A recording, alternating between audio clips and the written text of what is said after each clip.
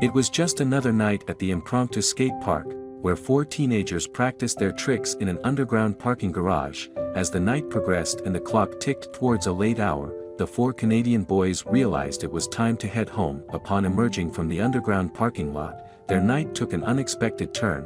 A scene unfolded outside that raised suspicions. A distressed young girl accompanied by two much older men was making their way over the grass towards the parking garage. One of the men seemed to be handling the situation forcefully, catching the attention of the skateboarders. The boys, curious and concerned, turned their attention to the unfolding scene. The girl, visibly upset, was screaming and yelling, prompting unease among the onlooking skateboarders.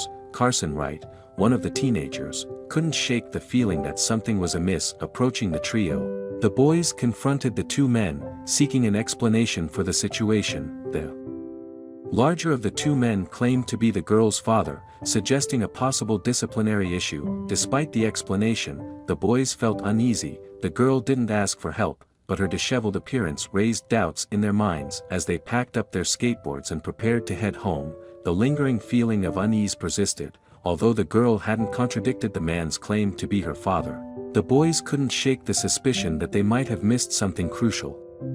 Reflecting on the incident, doubts grew stronger. The girl appeared battered and dirty, as if she had been struggling against the man. The boys questioned whether they should have backed down so quickly and if the man's confidence was a facade. Something didn't add up, and the uneasy feeling urged them to reconsider. Realizing they might be witnessing a darker situation, the boys hurried back to the scene, hoping they weren't too late.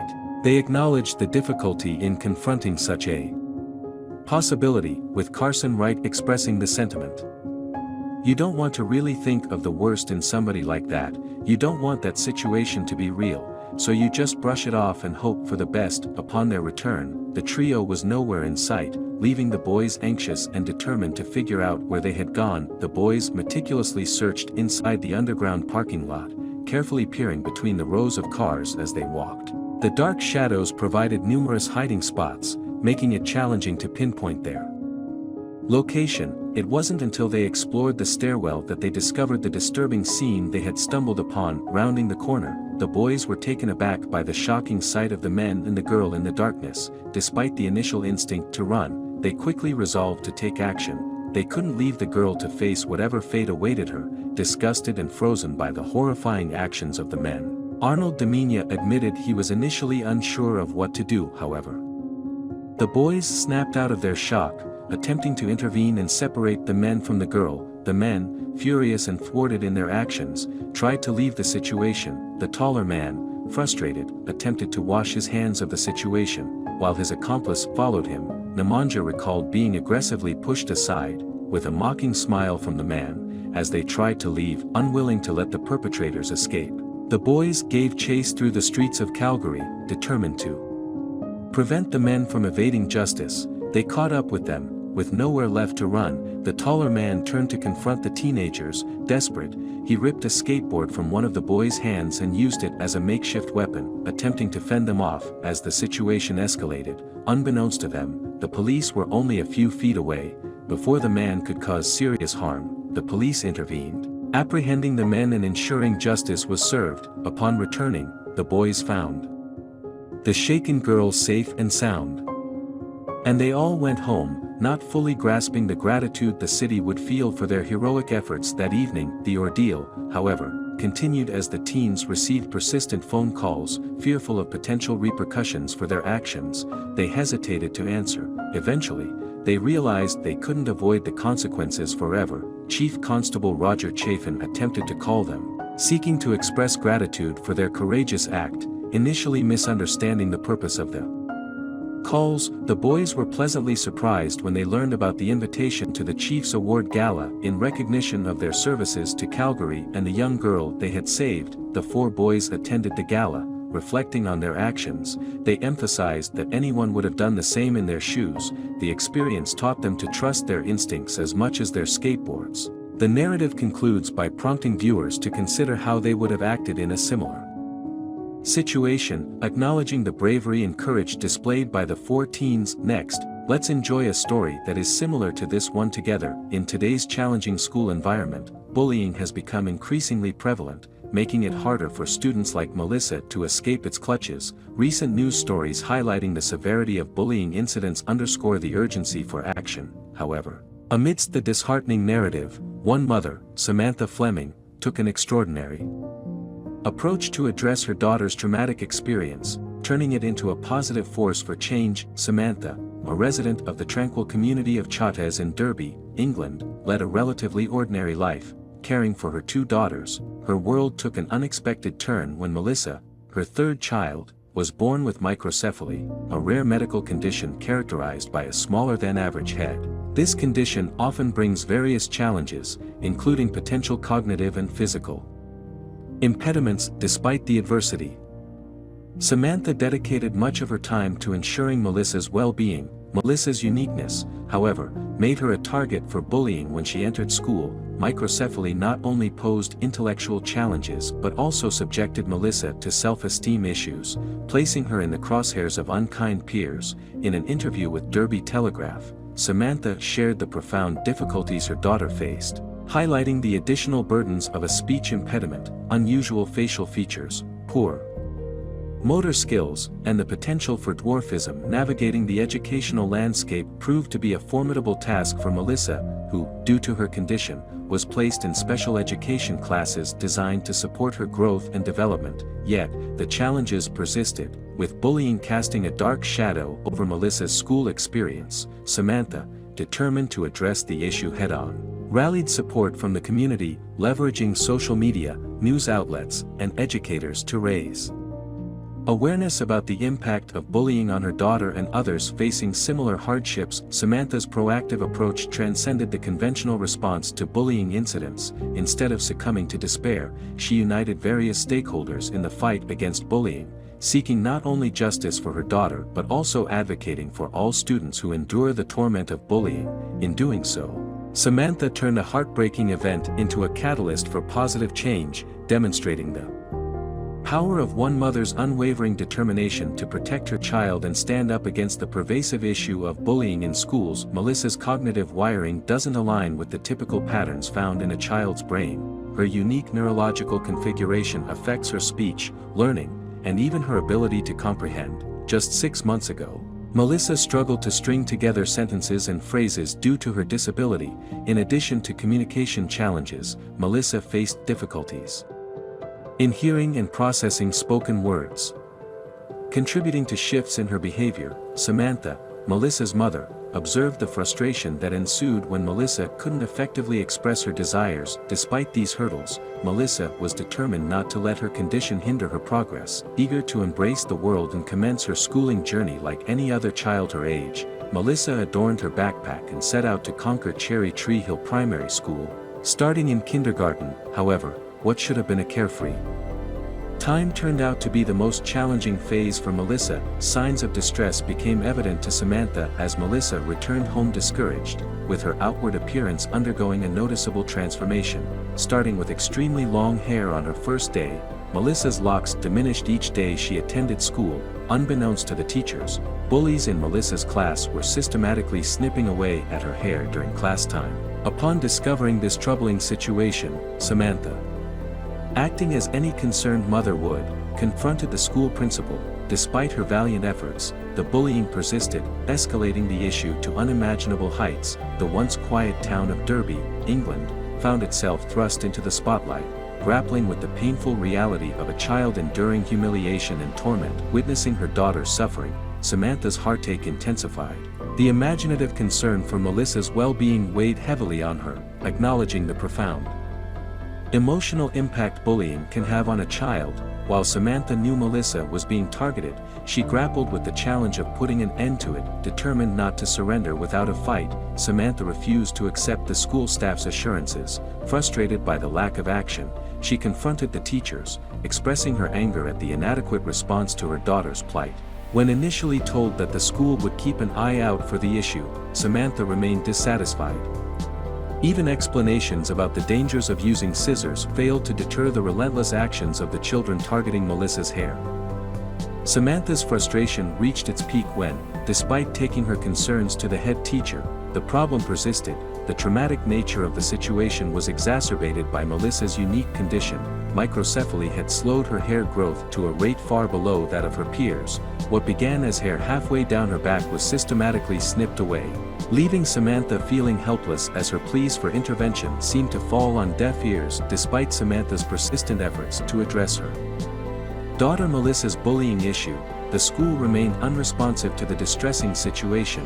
The heartbreaking reality was that Samantha had to repeatedly sit Melissa down to correct the jagged edges of her hair, resulting in further loss of hair. Samantha firmly believed that Melissa was targeted due to her medical condition, making her an easy prey for bullies. In Samantha's eyes, Melissa's slower understanding, smaller stature, delayed mental development, and struggles with forming sentences made her susceptible to bullying. Samantha expressed her concerns to the Derby Telegraph, emphasizing her belief that Melissa had fallen into the wrong crowd, unable to discern right from wrong among her supposed friends. Despite Samantha's numerous visits to the school and her proactive proposal to have the teachers collect scissors from students after lessons, the school turned a blind eye to her pleas. Samantha believed that restricting the use of scissors could prevent her daughter from coming home with increasingly shorter hair. However, the school officials dismissed her suggestions, asserting that students needed scissors for their activities. Samantha perceived this as a lack of effort on the part of the teachers to address the issue. Growing frustrated with the school's inaction, Samantha realized she needed to take matters into her own hands. When she proposed the idea of teachers collecting scissors after lessons, the school rejected it without further discussion. Samantha concluded that the teachers were unwilling to go the extra mile to assist her. One day, noticing her daughter's significantly shorter hair, Samantha marched back into the school, demanding action. To her disappointment, the school's response was not what she anticipated. Rather than addressing the bullying issue seriously, the school mocked Samantha. When Samantha pressed for intervention, the school released a statement, sugarcoating the situation, expressing concern about bullying, and emphasizing their commitment to investigating all instances. However, Samantha felt the school's statement contradicted the reality.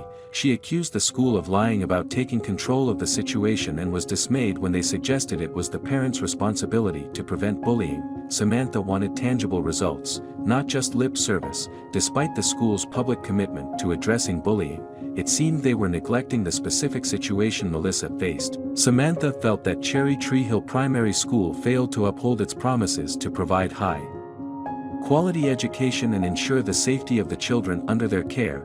Instead of taking corrective action, the school seemed more focused on passing the responsibility to parents. The disconnect between the school's public statements and their handling of Melissa's case left Samantha disillusioned, questioning the school's commitment to the well-being of the children entrusted to them. Melissa's teacher, in particular, failed to intervene as Melissa's hair was cut multiple times within 8 months, allowing the perpetrators to escape consequences. The revelation of Samantha and Melissa's story left people in shock, unable to comprehend how Cherry Tree Hill Primary School could disregard the bullying taking place. Social media became a platform for outrage and support, with numerous individuals expressing solidarity for Melissa.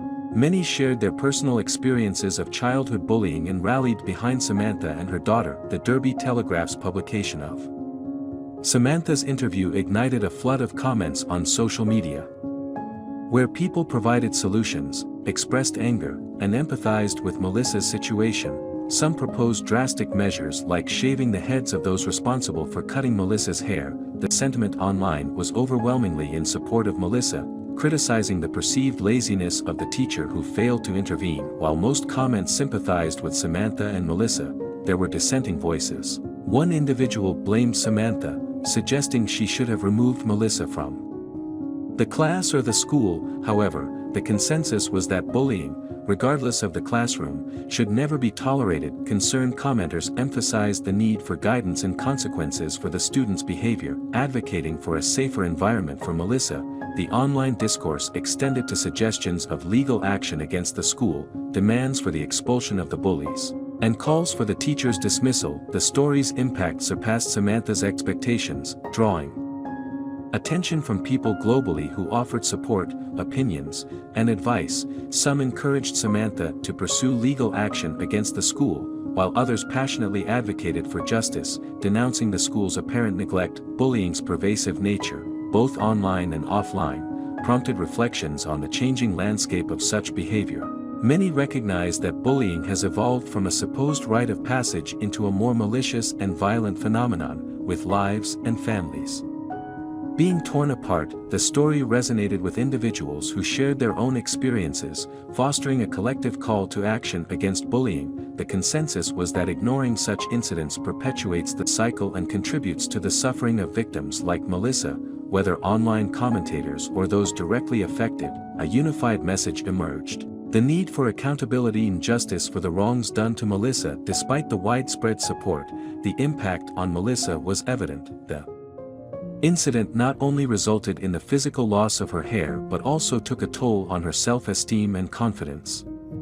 Samantha, undeterred by criticism, remained a steadfast advocate for her daughter, determined to create a safe and supportive environment for Melissa. As the story gained global attention, people from various corners of the world expressed solidarity with Melissa. The hope is that, with continued support, Melissa will overcome the trauma and rediscover the excitement for education that bullying attempted to strip away. Samantha, vigilant in her role as a mother, remains committed to ensuring that her daughter knows she is not alone in this fight against bullying. Take a break and follow me into the next story. As a single mother unable to be at home all the time, Julia had placed her trust in her male friend to look after her daughter. Unfortunately, her worst fears became a reality when she decided to check the CCTV footage of her home while at work. To her horror, she witnessed her male friend taking her daughter into a van and driving away with two unfamiliar men. The devilish alarm clock refused to stop ringing as the first rays of the morning sun peeked through the clouds. Julia groaned in frustration as she struggled to reach her bedside clock. The incessant ring reminded her that she belatedly needed to get up. In a fit of annoyance, Julia almost kicked the clock to the floor as she finally turned it off. Throwing off her blanket, she sat on the edge of her bed, stretching her limbs. Another hectic day lay ahead. Julia needed to prepare Ashley for school and get ready for work. As a nurse at the city hospital, Julia often worked long hours and multiple shifts to make ends meet and ensure that Ashley never missed out on anything. Being a single parent had not been easy for her, especially after her husband's death. With the sun shining brightly outside, Julia rose from her bed, freshened up, and made her way to Ashley's room. "Honey, it's time to wake up. You don't want to be late for school," Julia called out, drawing the blinds and leaning in to kiss Ashley's cheeks. "Come on, princess, rise and shine. We can't be late, mommy. Can't I have 5 more minutes of sleep, please?" Ashley pleaded with a yawn. Julia smiled at her daughter, gently removing the blanket before scooping her up in her arms. "Well, you can always take a nap later in the day, but for now, we have to get going." Handing Ashley her toothbrush, Julia left her to get ready while she headed downstairs to the kitchen. There, she quickly assembled sandwiches and fresh orange juice for breakfast. Once Ashley was ready, Julia fed her breakfast and dropped her off at the bus stop. "Be good and have fun, sweetie," Julia said, waving goodbye as the school bus drove off. As she watched the bus disappear down the street, Julia let out a sigh of relief. "I did it," she whispered to herself. "I didn't give up today." Julia returned home, took a quick shower, and drove off to work, eating a breakfast bar in the car. As she arrived at the hospital, she realized getting home in time to prepare lunch would be impossible due to a long list of patients to attend to. Once again, Julia found herself stuck at work, missing out on the time she spent with Ashley. But Julia didn't have a choice. She was doing it all for Ashley and herself. She didn't want to see her daughter suffer just because she failed to be a good mother. Sitting at her desk, Julia dialed her best friend Marco, who she had known since college. He had always come through for her when she needed help. Moreover, Ashley loved spending time with him. Julia asked him if he could look after Ashley. "I'm sorry I'm doing this to you, but these shifts are just treacherous," she sighed. "Can you please be there by the time she's back from school?" "Very well, I've got a consignment to deliver to your neighborhood, so relax, no problem for me. I'll meet you at the hospital in some time." "Yeah, gonna need the house keys?" "Oh, yes, sure, thanks, Marco, you're an angel." Hey, don't mention it. I love hanging out with Ashley, she's a lot of joy to be around. I'm sure she feels the same way about you." Julia chuckled. "Look, I'm sorry again for troubling you, and thanks. As I said, no issues." Marco assured her, Ashley will be safe with me, and we're gonna have fun, and you know what, I feel she loves me more. He teased her. Julia let out a sigh. I wouldn't be surprised if she said something like that. You are always there for her, while I am not. Whoa, relax, okay, I didn't mean to put it across like that. You're her mother. She has to love you, so don't worry, I'll take care of her and meet you at the hospital later. Okay, see ya. Julia felt terrible about leaving her young daughter with her male best friend, but she didn't have a choice, and this wasn't the first time she'd entrusted Ashley's care to Marco. Pete had stepped in for Julia and Ashley countless times before, so she trusted him completely and blindly. However, Julia's female friends, especially her close friend Rose, thought differently. They often expressed concern, telling her she was risking Ashley's safety by leaving her in the company of a grown, strange man like Marco. Marco had been an amazing and trustworthy friend to Julia, but his appearance, with a tall and slender frame, long hair, and tattoos covering virtually his entire body, often gave the wrong impression to strangers. Julia's friends, particularly Rose, warned her not to trust Marco, citing rumors that he had planned and executed the murder of his own child and wife, making it look like a car accident. Julia, however, always defended Marco, insisting that the rumors were baseless and that Ashley trusted him more than anyone else. She had never expected anything to go wrong, as Marco had always been a sweet and caring soul. Unfortunately, Julia's worst nightmares came true one day.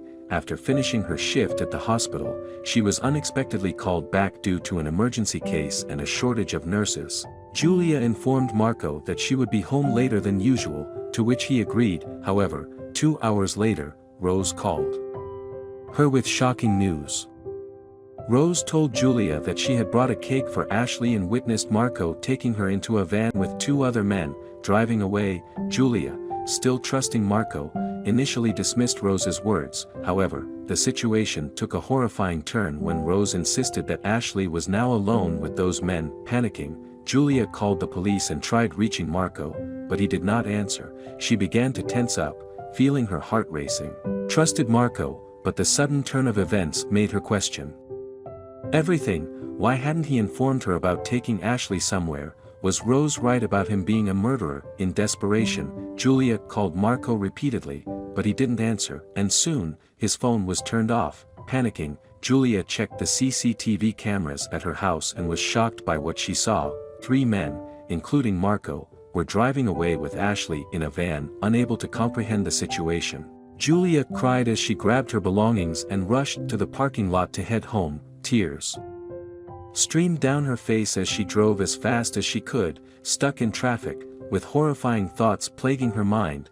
The signal light seemed an eternity as she waited for it to turn green. Anxious about what might have happened to her little girl, Julia was fervently asking God to keep her daughter safe, vowing never to leave Ashley with Marco again and to prioritize work less. As Julia arrived home, she saw Rose waiting for her outside, still holding the cake. Oh my God, Jules, Rose rapped Julia in a one-arm hug. I'm here for you. Okay, we'll find her. Nothing's gonna happen to Ashley. I don't know, Rose, I shouldn't have trusted him. You were right all along. Listen, we must find Ashley before it's too late. It's been an hour since he took her with him. Let's go in first, then call the police, Rose suggested. Julia, wiping away tears, agreed. Yes, you're right, I'm going to find my baby girl. Julia paced her living room, trembling, as she pulled out her phone and dialed 911. Tearfully, she informed the operator about leaving her daughter with Marco, only for Ashley to go missing, and how he wasn't returning her calls. While Julia was still on the phone with the 911 operator, she heard the sound of tires on the gravel outside her house and Ashley's laughter. At first, she thought her mind was playing tricks, but Rose assured her, I heard Ashley's voice. I did. Gasping, Julia dashed to her living room window and saw Marco's van pulling up. Ashley was with him and safe. Ashley, Julia cried as she ran outdoors to hug her daughter. Oh God, are you all right? Marco didn't hurt you, did he? I'm good, Mommy, Ashley said, smiling as she ate her cotton candy. Seeing that smile on her daughter's face made Julia realize nothing mattered more than Ashley. She would go to any length to protect her. Now, she had to confront Marco, and she wasn't going to go soft on him. Did you hurt her? Julia confronted Marco sternly as he and his two pals unloaded supplies from his van. Really? Asking me that, Jules? Marco laughed. And who the heck takes a little child in a van with two unknown men? Julia lashed out, glaring at Marco while holding Ashley close. We need to start seeing people for who they really are. Hey, Julia, take it easy, it's not whatever terrible story you're cooking up in there. Alright, then tell me, why didn't you pick up when I called? Marco, what in the world were you thinking? Relax, I just took her out, Marco began explaining. Julia and Rose felt awful for judging him. Your bathroom roof was leaking, the pipes were old, I just thought I could fix it, had to run to the hardware store, and couldn't leave Ashley alone. But then, you know, plans changed, and we decided to stop by the amusement park. Ashley really wanted her cotton candy, so I bought her that. As for the call, my phone was on silent, and the battery died just as I was going to answer. Bill and Adam hadn't brought their phones with them either, so I drove back from the park as quickly as I could. Julia understood how hard Marco worked to provide for her daughter. Marco slowed down and softened his voice, saying, all I wanted to do was make your life a little easier and prepare a surprise dinner for you if you hadn't hurried home and ruined the surprise for yourself by then. Feeling terrible for not believing her friend and imagining the worst-case scenarios, Julia realized she had been caught up in Rose's doubts and made a huge mistake by doubting Marco. Jules, I'm sorry for causing you so much worry today.